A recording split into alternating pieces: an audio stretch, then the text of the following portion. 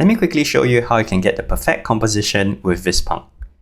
Say you want to generate an image of a corgi beside a ball.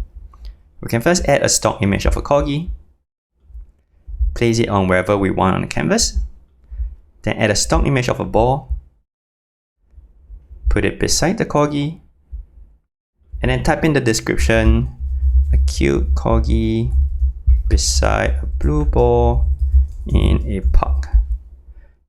We'll pick a style, let's go for cinematic, and hit restyle. Vispunk will generate a new image based on whatever is visible on the canvas, the description, and the style. Cool. If you want to change the style, we can simply pick another one here, say cyberpunk, and hit restyle. Again, Vispunk will generate a new image based on whatever is visible on the canvas, the description, and the style.